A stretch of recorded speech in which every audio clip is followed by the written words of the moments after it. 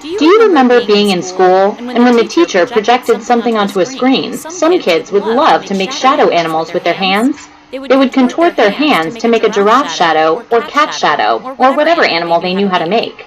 This experience actually tells us something. It tells us that light travels in straight lines, which is the meaning of rectilinear propagation. It's actually a unique phenomenon. Let's investigate further to understand why.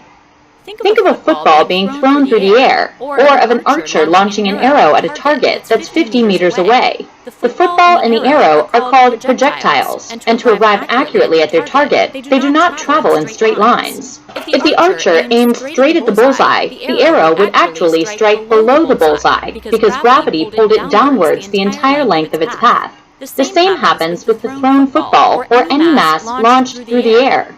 Light is completely different. If a laser, light beams of the same wavelength that are all aligned, points straight at the bullseye from the same distance as the archer, it will hit the bullseye without having to aim above it, like the archer has to do with his arrow. Light does not travel like an average projectile. Light is said to have a dual nature. It has properties of a particle and of a wave, but does not travel like an average particle as we have just discussed. Nor does it travel like a water wave or a sound wave. Think about a water wave traveling through a lake filled with little islands, piers, and boats. The water wave doesn't stop the instant it hits the barrier. It bends around it. The same occurs with sound. It can bend around barriers, such as walls. This is why you can hear people talking to you from another room. Has anyone, though, asked you to shine a light on something for them when you're holding a flashlight in a different room? Probably not, because light doesn't bend around corners. The particle nature of light, meanwhile, can be demonstrated with a camera. When a light-rays particles strike the film in a camera, it causes an image to be produced. Trillions of light rays, all hitting the film, imprint tiny specks of color on the film that overall produce a recognizable image.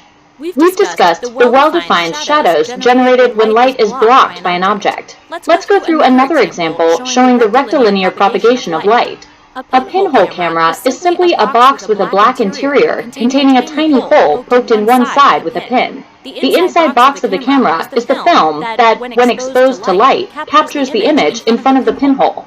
Let's say you wanted to test a pinhole camera and point the pinhole at your best friend. After developing the film, you notice that the image is upside down. How can a box with a tiny hole have a right side up?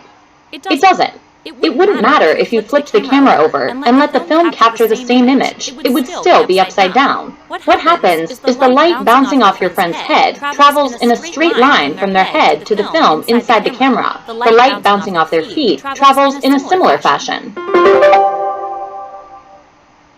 As we discussed in this lesson, light has a dual nature, possessing properties of both a particle and a wave. Light does not travel like a water wave or a sound wave, nor does it travel like a projectile, moving through the air. The rectilinear propagation of light means that light travels in straight lines as a wave.